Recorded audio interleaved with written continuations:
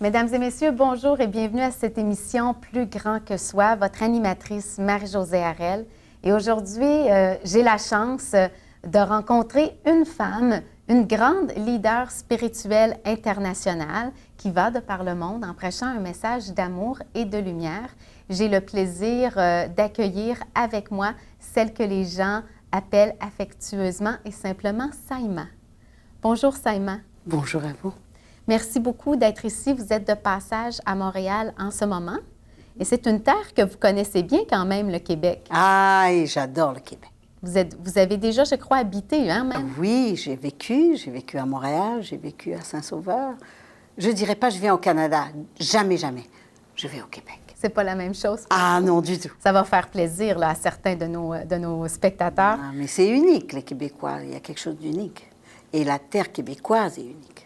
Qu'est-ce que vous trouvez qu'il y a de particulier sur la terre québécoise, au plan énergétique peut-être? Énergétique, spirituel, ésotérique. La terre québécoise pourrait être une étoile dans cette partie nord d'Amérique. Une étoile. Une étoile, et une étoile qui brille.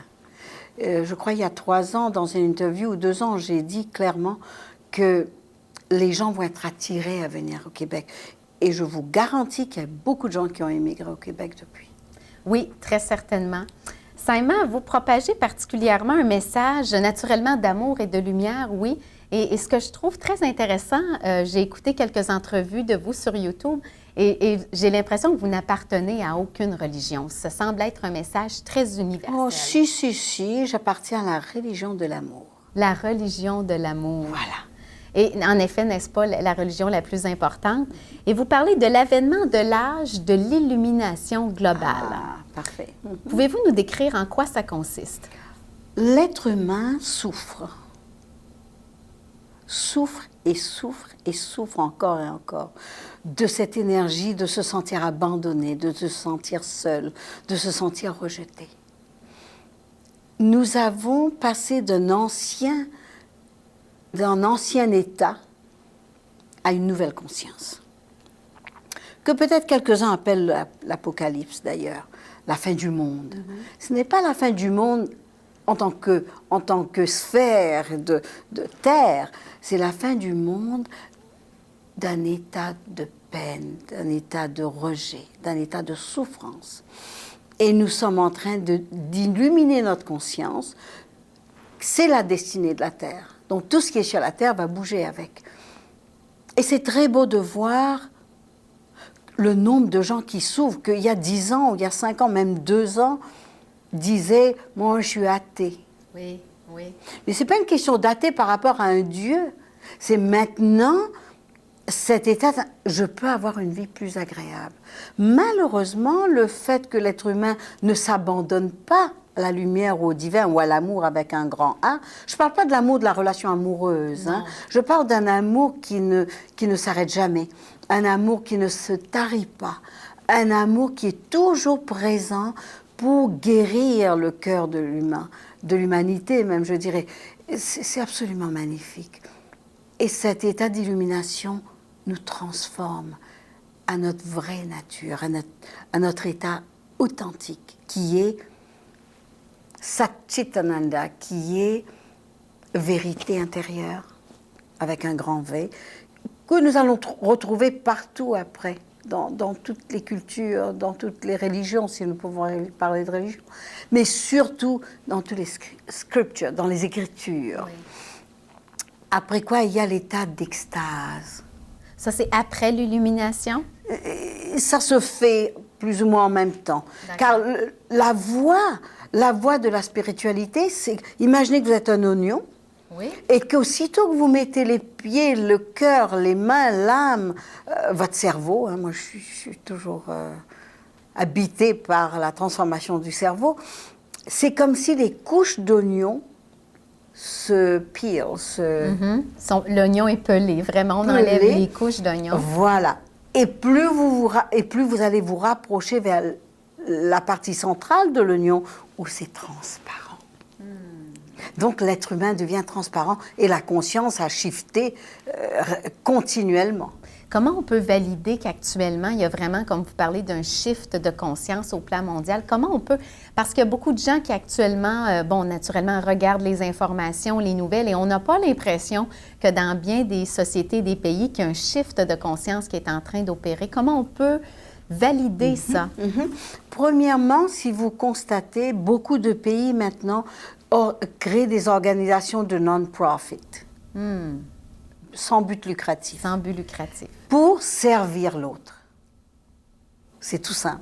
Pour servir les gens de notre pays, de notre État, et aussi des pays étrangers. Chose qui n'existait pas il y a 10 ans, autant qu'aujourd'hui. Des petits groupes créent une organisation que pour servir. Quelle merveille! Donc, quelque part, nous sommes en train tous de devenir de moins en moins égoïstes. Et ça, c'est merveilleux. Et c'est ce qui prouve justement d'une nouvelle conscience qui s'installe. Voilà. C'est d'ailleurs un terme, en fait, très à la mode, là, cette idée de l'avènement d'une nouvelle conscience. Et parfois, la question aussi des gens, c'est de dire, est-ce que c'est pas un peu symptomatique de la venue d'un nouveau millénaire? Parce qu'on change de millénaire, tout à coup, les gens croient que là, il va se passer quelque chose. Et il se passe quelque chose. Et il se passe. Et c'est une naissance que nous go through, que nous vivons. Et dans cette naissance, nous voyons, là, je n'ai plus les mêmes beliefs, les mêmes croyances qu'il y a un an. J'ai changé. Je suis plus flexible. Je suis plus accueillant vers les gens. Soi-même. Oui. Ou tout à coup, au bout de 10 ans du même boulot, 15 ans, tout à coup, nous disons, non, ce travail ne m'attire plus. Il y a quelque chose d'autre qui m'attire et on se lance dans l'autre partie du travail et tout change. Et je peux parler de mon exemple à moi-même. J'avais des cabinets en France. Oui, vous avez même des cabinets très florissants. Très, très florissants. Oui, oui, oui. Et puis, un jour, Archange Michael, Saint-Germain et Jésus ont apparu dans mon appartement. Les trois? Les trois en même temps. Ben là, vous êtes chanceuse, là. C'est mon gang. Oui, vraiment, là. Il y en a beaucoup plus, mais c'est ces trois-là qui ont apparu. C'est bon. En disant clairement, il est temps d'aller vers le monde. Mais j'étais déjà dans le monde en ce temps-là, je n'ai pas compris complètement. Je donnais des conférences, j'étais sur les stages, les podiums. Et je pense que vous étiez impliquée politiquement aussi. Oui. Donc, très sur le terrain. 13 ans de politique avec 2 présidents français. Et puis... là, je ne comprenais pas très bien qu'est-ce que ça veut vraiment dire. Je vais auprès de mon maître à Puttaparthi, en sud de l'Inde, qui est Satya Sai Baba. Et là, il me regarde, il me dit, il est temps d'être dans le monde. Ça y est, là, j'ai tout compris. J'ai tout laissé. J'ai tout laissé. Et ne sachant pas du tout ce que j'allais devenir. Du tout. Et vous avez suivi ce mouvement intérieur, vous, voilà, tout simplement. Avec une foi extraordinaire. Parce qu'il faut de la foi, effectivement. Sans la foi... Comment vous définissez la foi, Saïma? Qu'est-ce que pour vous, la foi? C'est une énergie qui est au-delà de notre capacité humaine, avec laquelle nous sommes nés, qui nous pousse à être qui nous sommes. Et plus nous surrender, plus nous nous abandonnons à cette énergie grandiose, à cette intelligence absolument sublime qui nous porte, qui fait battre notre cœur, au fait, qui nous rend amoureux de la vie. Avoir la foi en cela. Moi, je ne dis pas Dieu, je vais vous dire pourquoi. Parce que ce mot a été trop malmené. Malmené. On lui a fait une drôle de réputation à Dieu, effectivement. Voilà. Alors, pour moi, oui, il y a un Dieu qui existe, je vais dire le mot tel qu'il est. Mais ce n'est pas une entité dans le ciel qui me punit parce que j'ai fait quelque chose de pas bien. Donc, c'est une énergie grandiose, colossale, qui fait partie de la grande intelligence, ou qui a créé la grande intelligence, ou le Big Bang, ou notre champ électromagnétique de notre cœur, voyez-vous. Et cette foi a toujours existé en moi. J'ai toujours su. Même toute petite fille. Oui, j'aimerais, même toute petite fille. Toute petite fille, je voyais tous les êtres ascensionnés ou les êtres illuminés autour de moi. C'est pour ça que je les appelle mes gangs, parce que ce sont mes vrais amis. Ce sont vos amis, c'est votre... Ce sont mes vrais amis. Et est-ce que c'était pas perturbant, enfant, de voir tout ça? Non, vous savez, quand on est enfant, on ne sait pas ce qui est perturbant. On est tellement naturel et authentique. Je m'égarais dans mon arbre de pamplemoussier et je vivais avec, je dormais avec, je mangeais avec. Mes parents avaient un hôtel dans la maison. Je m'asseyais avec eux, mais je n'étais pas avec ce qu'eux, ils vivaient, parce qu'ils avaient leur maître, mais c'était moi avec mon gang. Donc tout cela pour dire que cela fait des millénaires que nous attendons l'illumination globale de la planète Terre qui passe à un autre niveau de conscience elle-même, qui était endormie pendant des siècles et qui s'éveille vers son état d'illumination. Donc automatiquement, tout ce qui est sur la Terre va passer par cette naissance. On va vraiment suivre, suivre la vague. Yes. Saïma, comment peut-on faire justement dans le concret, dans le quotidien, pour suivre justement le courant et entrer dans cet état où on va devenir plus amour, plus conscient? Qu'est-ce qu'on peut faire? Parce que la vie nous emporte, le quotidien nous emporte. C'est un vrai tourbillon. Donc, l'illumination va vous emporter aussi. Ah ben ça me plaît. Alors voilà. Si le quotidien vous emporte, obligatoirement, quelque chose de plus intense va vous emporter. Et quelque part, je dirais, nous n'avons plus le choix sur planète Terre. Nous n'avons plus le choix. Quand ce shift a commencé, qui est déjà commencé, personne ne pourra l'arrêter. Personne. Il n'y a pas un Dieu qui pourra arrêter ce changement. Est-ce qu'il ne faut pas une collaboration profonde de chaque être humain pour que ça advienne? Consciemment, oui, mais même inconsciemment, les gens sont en train d'être transformés en ce moment. Ah, mais Saïma, je ne sais pas ce qui m'arrive. C'est comme si mon couple ne va plus, ma vie ne va plus. Ah, vous voyez, la transformation arrive. La transformation se fait à travers de multiples questionnements. Multiples facettes. Et en fait, c'est un grand défi pour les gens de travailler ce questionnement parce que je sais que vous en parlez dans vos enseignements aussi, qu'il y a deux grandes émotions, deux grands sentiments, l'amour et la peur. C'est un grand défi de quitter la peur pour marcher davantage sur le chemin de l'amour. Oui, parce qu'au fait, l'amour avec un grand A, encore une fois, je ne parle pas de relation amoureuse. Non, on parle de l'amour divin, l'amour universel, l'amour où il n'y a pas de conditions, l'amour qui existera toujours dans la source, la matrice. C'est un monde inconnu pour l'être humain. L'être humain, avec un mental limité, aime vivre dans son zone de confort. En son monde où il sait.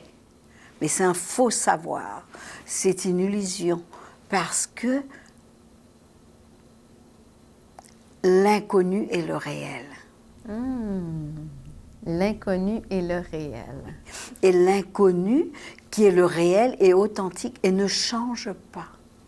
C'est le grand soi, le divin en vous.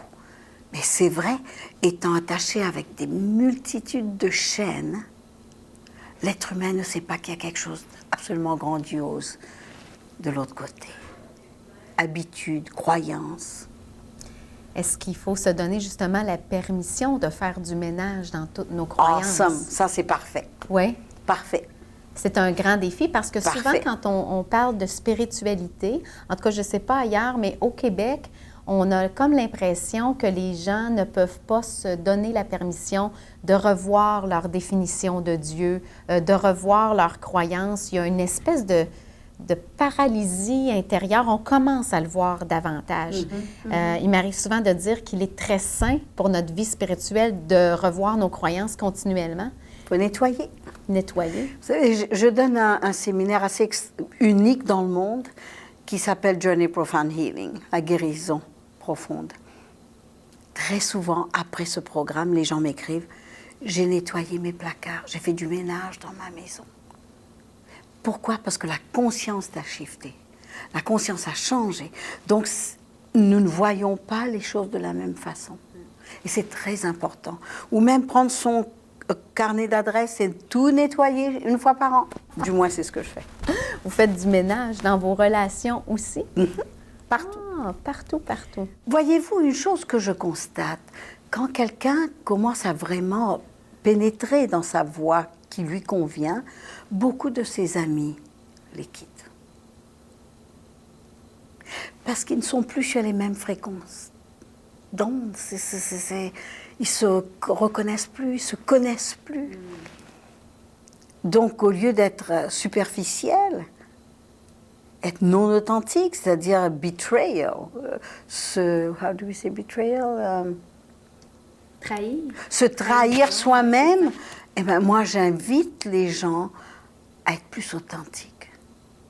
Et s'ils doivent terminer une relation, terminer avec de la gratitude. Avec de la gratitude et de la dignité. important. Parce que dans les courants aujourd'hui de pensée positive et tout ça, on voit des fois des gens qui décident de mettre justement de côté certaines personnes en disant c'est une personne négative, c'est une personne qui apporte du négatif. Mais il faut le faire, comme vous le dites, avec gratitude et amour. La gratitude, surtout pour dire oui, si je suis avec telle personne, un moment, une amie, un voisin, peu importe qui c'est, un moment, c'était bon pour moi. J'ai acquis quelque chose ici. Alors, je complète avec de la gratitude. Très important, parce que si on prétend marcher vers l'amour, il faut traiter chaque être humain sur notre chemin avec amour. Tout à fait. Et vos idées me font aussi beaucoup penser, Saïma, au livre « Un cours en miracle ». Je ne sais pas si vous avez des gens en contact, parce que cette idée-là, justement, là, d'enlever des pleurs, d'enlever des voiles et la peur versus l'amour, qu'est-ce qui vous anime le plus au niveau de votre spiritualité? Quelle est votre source? Qu'est-ce qui vous nourrit, vous? Ma dévotion pour la vie, ma dévotion pour mon maître, ma dévotion pour mes élèves, ma dévotion pour le grand tout. Cela me pousse. Et juste à côté de la dévotion, j'ai une passion extraordinaire pour la vie. Vous aimez la vie? J'aime la vie, je vous aime, j'aime les fleurs, j'aime les animaux, j'aime. Passionnément, mais passionnément. Et chaque instant de la vie pour moi, je peux me fâcher, oui. C'est aussi passionnément. Oui, c'est ça, c'est avec intensité. Intensité, je ne sais pas, mais Passion. Passion, oui. Mais c'est humain de toute façon. Ça fait partie de notre humanité à un moment donné. On essaie, on ne veut pas se fâcher, mais comme je dis souvent, on l'échappe à certains moments. Ah oui, mais il y a un stade, quand vous arrivez à un stade de conscience, vous faites semblant de vous fâcher. Pour vrai? Vous faites semblant. Mais comme un parent, on fait ça en tant que parent parfois avec nos enfants. C'est la même chose. C'est la même chose. C'est la même chose. On fait semblant et puis juste après on sourit et puis c'est pas la colère où les gens gardent un ressentiment. C'est comme vide à l'intérieur. Et je sais que vous avez votre maître spirituel que vous suivez depuis combien d'années maintenant? Presque plus de 35 ans maintenant. Quels sont les bénéfices d'avoir un maître spirituel? Ça, c'est au-delà des réponses que je donnerai. Je vais prendre une autre comparaison. Si vous voulez apprendre la danse, vous irez chez le boucher, chez le poissonnier, chez le légumier ou chez une spécialiste ou un spécialiste de danse. C'est la même chose. Vous voulez apprendre du piano, vous n'allez pas aller chez un violoniste, un pianiste qui est expert dans le domaine. La géographie, l'histoire. Même chose, oui. La même chose. Donc, malheureusement, je dis trop peu de gens s'intéressent à étudier la spiritualité. Ça s'étudie. Et c'est ce que je fais, ce que mon maître m'a offert. Donc, vous étudiez la spiritualité. Est-ce que vous avez suivi des cours? Ah oui. Moi, je sais qu'à l'âge de 17-18 ans, si j'avais pu aller faire un baccalauréat en spiritualité, je ne me serais même pas posé la question en quoi étudier. Et c'est vrai que c'est déplorable un peu parce qu'on n'a pas justement ce champ d'études de la spiritualité. On a le champ d'études de la théologie, mais la théologie et la spiritualité sont quand même deux choses distinctes. Et vous avez fait des cours, vous avez suivi des cours? Ah, toutes ces années, oui. C'est la transformation. C'est voir la vie dans un côté grandiose et de voir avec d'autres yeux. La plupart du temps, nous avons des œillères et nos croyances avec. Donc, est-ce qu'il n'y a pas dans la vision de la spiritualité justement une capacité de transcendance? Tous. C'est vraiment Obligé. ça. Comment la définissez-vous, la spiritualité? Quand des gens disent autour de vous, moi, je ne crois pas être spirituel, Saïma. Comment on peut définir... Très peu de gens me disent ça. Je ne crois même pas que j'ai jamais entendu. Oui, c'est ça. Je ne crois pas. Peut-être que dans votre environnement à vous, mais moi, il m'arrive vraiment d'avoir des gens que je rencontre comme ça et qui ne croient pas être spirituels. Dites-leur, mais c'est OK. Confirmez ce qu'ils sentent.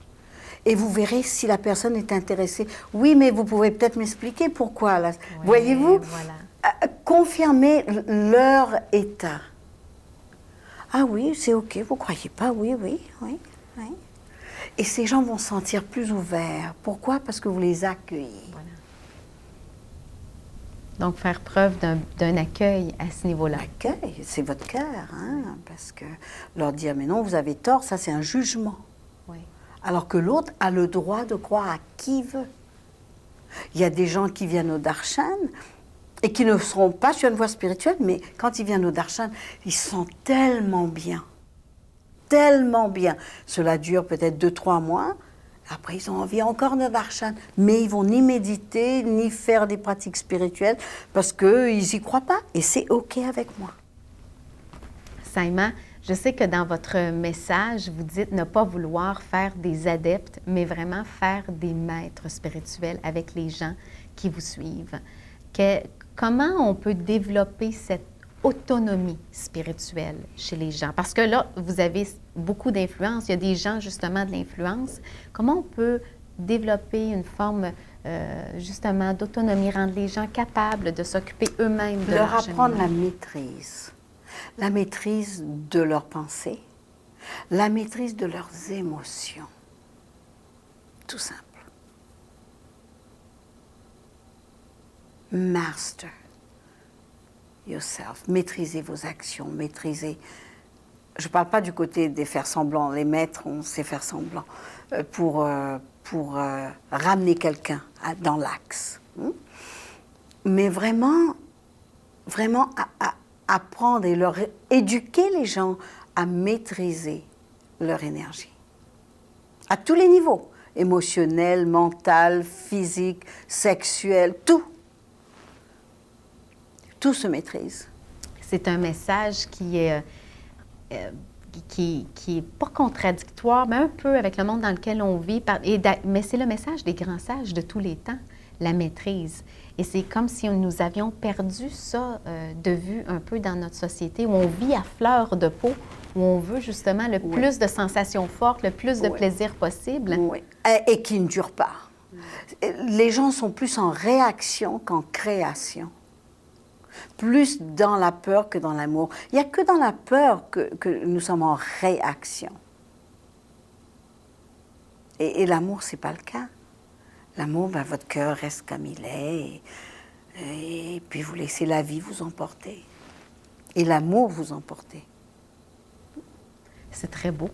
C'est très beau, c'est très puissant. J'aime ce comparatif, c'est justement. C'est ça la grâce. Oui. La grâce de la vie, elle est là. Et pour tout le monde, pas que pour vous, pour X, pour Y, pour moi, non. C'est available, c'est disponible pour tout et chaque être humain. La grâce de la vie. Alors je dis souvent, cessez de mettre votre foi dans vos doutes. Mettez votre foi dans la foi qu'il y a déjà en vous. Et cet arbre de foi va pousser très rapidement. Si la peur ne vous retient pas. Est-ce que dans votre parcours à vous, Saïma, il y a eu des moments de doute et de désillusion? Lorsque je lisais un peu, je savais que vous aviez eu votre cabinet, vous étiez impliquée en politique, une femme très spirituelle, et je me disais, il y a dû avoir un clash à un moment donné, être justement sur le terrain, voir les limites de l'être humain. Est-ce qu'il y a eu des phases de désillusion, de doute, et qu'est-ce que ça a amené chez vous par la suite? Je ne peux pas vous répondre aujourd'hui. Peut-être que cela m'est arrivé, je ne sais pas. Non, vous n'avez pas conscience des moments où il y a eu une forme de désillusion? Je ne peux pas répondre, je ne sais pas. Il y a beaucoup de gens qui actuellement sont désillusionnés de l'humanité. Ça veut dire? C'est-à-dire qu'ils sont déçus et ils ne croient plus en l'humain. ils ne croient plus que les choses peuvent vraiment changer et s'améliorer. Si nous ne croyons pas en nous-mêmes, ça veut dire quelque part, un jour, nous n'avons plus confiance en nous. Commençons par nous-mêmes. S'il y a des illusions, cela veut dire qu'il y a eu des attentes qui n'ont pas été assouvies. Ces attentes, est-ce qu'ils s'adressent à la personne ou à l'entourage? Ma philosophie est, je ne blâme personne. Et si je veux voir de l'action, moi je ne suis pas quelqu'un qui vit avec hope ou espoir. Je move into action. Si cette personne voit qu'il y a quelque chose qui ne va pas dans sa vie et prend la directive de se changer et de son entourage va être changé. Non seulement changer, transformer. Transformons-nous et notre monde se transformera. Ça, c'est vraiment my motto, you know. Donc, le changement qui commence vraiment par soi-même. Changement et transformation, c'est deux choses différentes. Okay. Imaginez que je veux changer cette chambre, je la repeins en bleu. Oui. Maintenant, je veux transformer cette pièce, je casse les murs. Okay. Les deux existent. Vous commencez par le changement et après la transformation se met en route. Et là, vous voulez transformer encore plus. Vous avez soif, vous avez faim de plus grandes transformations. C'est extraordinaire. Et malgré tout, je ne peux pas répondre à ce que... J'invite à tout le monde à ne pas voir que le monde ne change pas ou qu'il ne se transforme pas. Sachez plutôt que out of chaos, au-delà du chaos, au-delà du chaos, il y a de l'ordre. Toujours. Regardez par quoi une femme passe avant de mettre naissance à un bébé. Ah, c'est pas très confortable, on va se dire. Hein? Et au moment où la femme voit ce bébé, c'est fantastique. Nous sommes en pleine transformation d'une naissance phénoménale. Phénoménale. Et qui, selon vous, des fois, quand on entend ces messages-là, on se dit, est-ce que c'est quelque chose qui va prendre des décennies, des siècles, des millénaires? Cela dépend de l'humanité. Vraiment, cela dépend que de l'humanité. Aussitôt que l'humanité passera à plus de 50%, la majorité l'emporte. Ah, ça oui. La majorité l'emporte. Comment on peut développer, Saïma, la vie spirituelle, la vie intérieure chez nos enfants? Une réalité ici au Québec, c'est que des parents comme moi, le vocabulaire qu'on nous a enseigné, on est loin maintenant de l'Église et le vocabulaire religieux ne convient plus. Beaucoup de gens n'ont pas de vocabulaire, ne savent pas comment amener la spiritualité, la vie intérieure à leurs enfants. Et je vois des parents là, démunis. En fait, comment on peut initier nos enfants? Très, très belle question. Parenthood, parenté. D'abord, nous devons être conscients que tous les enfants naissent dans une lumière, même un enfant handicapé. Les enfants voient la lumière. Ils vont vous dire « Ah, c'est mes copains, c'est mes copines, c'est mes amis. » Et puis vous ne voyez personne. Les enfants voient. Alors quand les enfants viennent à vous pour dire oh, « Moi, j'étais avec mes amis dans ma chambre. » Et c'est une grande discussion. « Ah, alors parle-moi de tes amis. Raconte-moi, c'est merveilleux. » Ne pas décourager l'enfant. Vraiment, c'est très, très important. Laissez l'enfant s'exprimer. Les enfants sont authentiques. Oui. Parfois, ils peuvent être cruels aussi à un certain âge entre eux. Oui. Laissez l'enfant parler librement. Ou le rêve, quand les enfants viennent. Mais il y a aussi les cas où les enfants viennent dire « Moi, je veux mourir. » Ah oui, tu vas mourir, raconte-moi. Alors, ça va être comment quand tu vas mourir? Au lieu de dramatiser, démystifier ce que l'enfant... Parce que l'enfant entend et il y a une peur. Moi aussi, je veux mourir comme grand-papa. Oui. Ils sont tellement sensibles à ce genre de choses. Alors, l'idéal, c'est d'ouvrir le dialogue. Ah oui, alors, parle-moi, comment tu vois ça? Raconte-moi. Et donner un jus pour parler à l'enfant, pas dans un état de peur, mais bien au contraire, un état d'ouverture. Alors, raconte-moi, si tu meurs, ça va être comment? Il va se passer quoi? Parce que l'enfant qui dit « moi je veux mourir », c'est totalement différent de ce que l'adulte pense et a peur de la mort. Oui, puis très souvent, pourquoi les adultes ne sont pas confortables avec l'idée de la mort. Donc, ça devient difficile d'amener une discussion. Et pourtant, c'est très simple avec un enfant. Pourtant, c'est simple. Je me rappelle, j'étais toute jeune, peut-être 6 ans, entre 5 et 6 ans. Mes parents m'ont emmenée voir quelqu'un qui était mort, me faisait toucher et me faisait toucher à quelqu'un de vivant. Ben voilà. Et puis, il n'y avait pas de peur. Il y avait des chants, il y avait des rituels. Puis j'aime ça, les rituels, j'aime. Il y avait une simple constatation pour vous comme enfant. Voilà. Et que la mort fait partie de la vie. On vit dans nos sociétés, particulièrement en Occident, comme si la mort n'existait pas. Au fait, la mort n'existe pas. Au fait, la mort n'existe pas. Quand ce vêtement que vous portez serait usé, est-ce que vous allez continuer à le porter? Non. Non, non, on change. L'âme a aussi des choix. Quand l'âme ne peut plus être dans un corps qui là, ça ne va plus servir, et l'âme veut évoluer, il va sortir du corps et va passer dans un autre corps, au bout de plusieurs milliers d'années.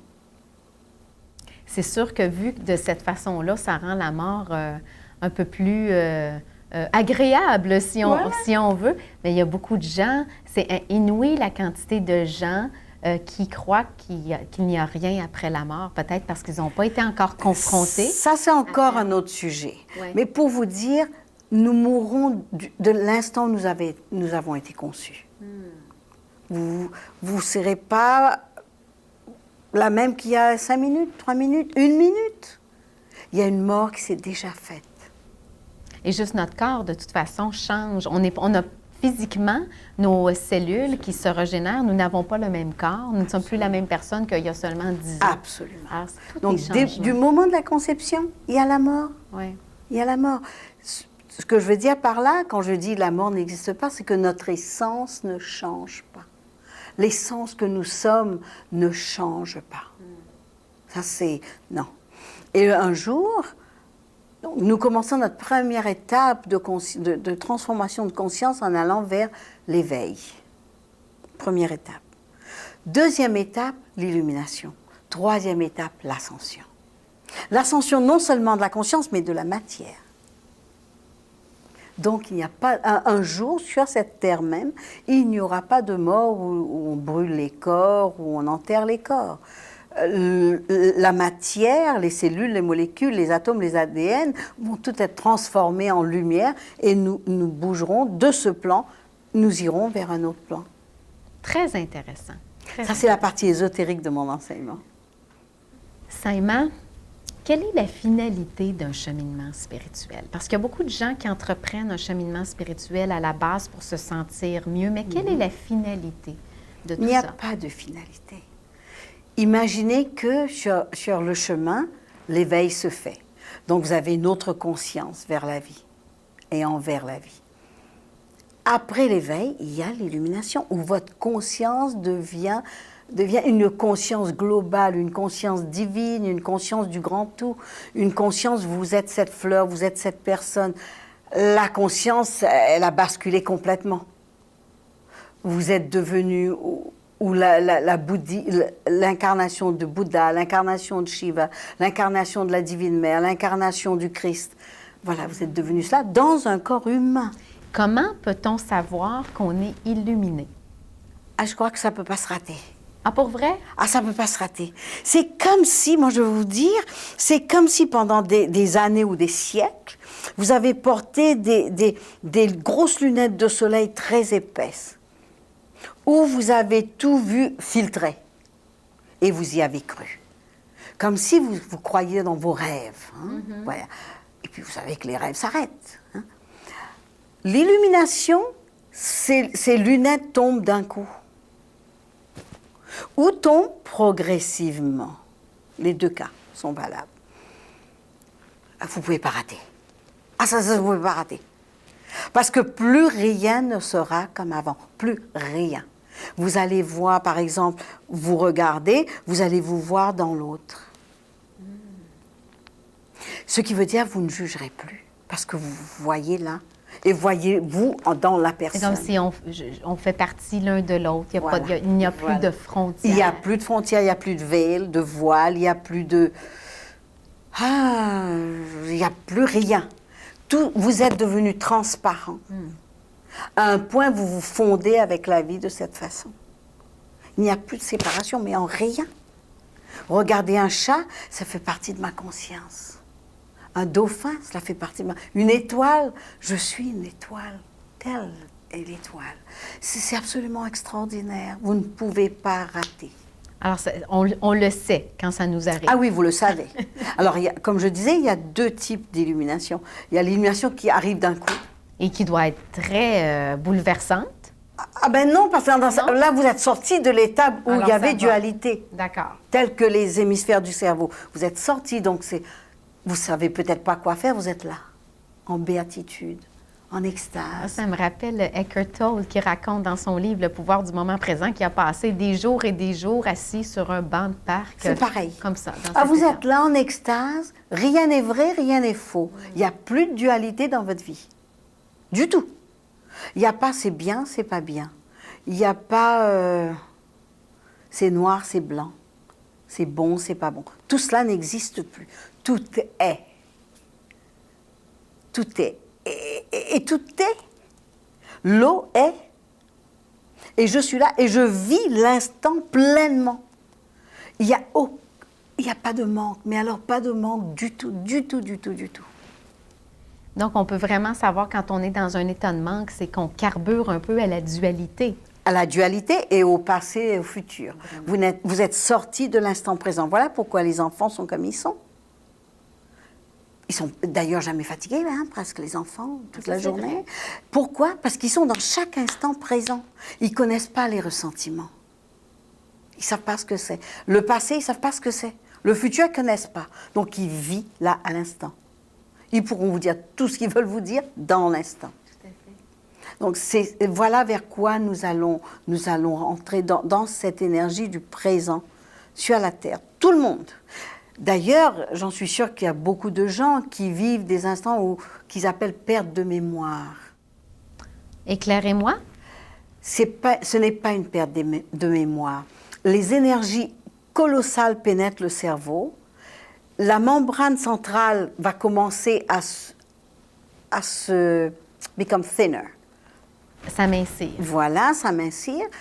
Et à un moment donné, nous allons tous être des androgynes. C'est-à-dire que le cerveau masculin et féminin vont s'immerger. Et il y aura un cerveau. Et nous ne serons pas des êtres, voilà, moi je suis une femme ou je suis un homme, je veux absolument avoir un compagnon, une compagne. Non, c'est un état complet de soi. Voilà tout ce qui est en train de se passer sur la planète. Et ça, ce que vous nous racontez, là, ce sont des théories documentées. C'est de l'enseignement donné... Ça, c'est des enseignements ésotériques de très longues années, mais c'est en train de rentrer dans la matière, dans le corps physique. Donc, ce n'est pas une question de mémoire, c'est tout simplement, je passe à l'instant présent au lieu de vivre dans mon passé ou dans un futur qui n'existe pas. Donc, la capacité justement de comprendre que le passé n'existe pas. Et effectivement. Alors, il y a l'éveil, c'est très intéressant, l'éveil, l'illumination. Est-ce que les gens actuellement sont plus dans l'éveil? Ça a commencé à craquer. Ça, hein? C'est-à-dire, ça craque dans les corps subtils, et puis il y a une énergie qui vous emporte, il y a quelque chose qui vous arrive. Et cela peut passer par une maladie ou une mort ou perte de son travail, mais ce n'est pas vraiment une perte, car nous n'avons rien gagné pour perdre. Rien. Rien. Nous empruntons des chemins différents. Je vais travailler là, je vais travailler là. Tout ce que je faisais aujourd'hui, je fais totalement autre chose. Jamais j'aurais pensé. Vous n'auriez pas imaginé ça? Non. Ouais, non. Une vie très confortable, une vie aisée même. J'avais tout ce qu'une femme peut désirer, si je peux dire. Et puis, ben voilà. Et après l'illumination, il y a l'ascension. Ah, voilà. L'illumination, je dirais, c'est la première marche d'un très long escalier. OK. où nous commençons à travailler dans la matière, dans nos gènes, dans nos ADN, transformer. Les ADN, c'est quoi? Les ADN, pour moi, c'est comme un storage room. Il y a un mot français qui... Entrepôt. Un entrepôt. Oui. Qui s'est fait des mémoires, de nos expériences. Nettoyer les ADN, nettoyer nos gènes, nettoyer la mémoire cellulaire, transformer la mémoire. Parce que quand l'être humain a commencé à vivre sur la Terre, il y a eu plusieurs Golden Age, plusieurs âges d'or, et nous ne sommes pas venus ici ni pour souffrir, ni pour vieillir, ni pour être malade. Donc transformons notre structure cellulaire, nous ramène dans un état en alignement avec le grand tout, après quoi la matière se transforme, parce que dans chaque cellule, il y a une lumière. Est-ce que le monde disparaît après ça? Est-ce qu'on n'a pas l'impression que l'univers, lorsque l'humanité va atteindre cet état-là, est-ce qu'il n'y aura pas justement une idée que ce monde tel qu'on le connaît, cet univers, va disparaître? Heureusement. Oui, OK. La Terre ne va pas disparaître, elle va être transformée telle qu'elle était au début où elle a été conçue, si je peux utiliser ce mot, créée par les Elohim. C'est-à-dire qu'elle n'était pas solide comme elle est aujourd'hui. Elle était énergie. Et elle reviendra, cela, et à ce moment-là, elle passera à un autre stade. Elle ne sera plus la 3e dimension. Et ni la 4e non plus. Plutôt vers la 5e, la 6e, et aller plus loin. Et nous serons tous, un jour, sur ce plan, mais avec des corps de lumière. C'est une belle fin. Ah, magnifique. C'est fantastique. Moi, je vous assure que je suis ravie de ce qui est en train de se passer sur la planète. Cela fait des siècles que nous l'attendons. Jésus, qui est marché sur ce sol, en parlait déjà. Oui, oui, oui, oui. Donc c'est merveilleux, c'est extraordinaire. Alors, il faut vraiment garder la foi, garder la confiance, effectivement.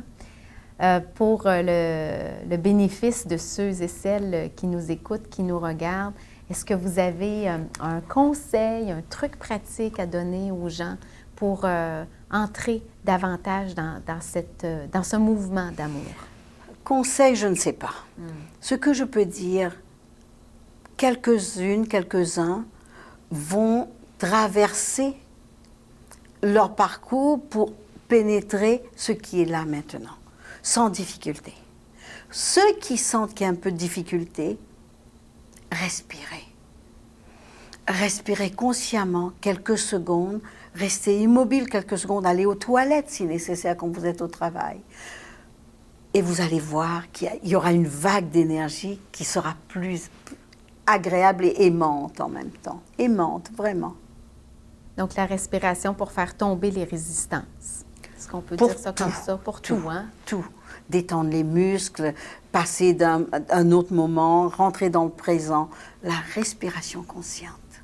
On en parle beaucoup, effectivement. C'est quelque chose de très précieux et qu'on peut faire à toute heure du jour, n'importe quelle activité où on se retrouve. Saïma, ça a été un grand plaisir de vous entendre aujourd'hui. Merci de nous partager votre foi. Je pense que le monde a besoin justement de foi, de croire sans voir, de croire que tout est possible. Merci pour cette fraîcheur que vous apportez. Merci beaucoup. Beaucoup d'amour et beaucoup de gratitude. Merci à vous. Pour vous et pour tout le monde, la terre entière.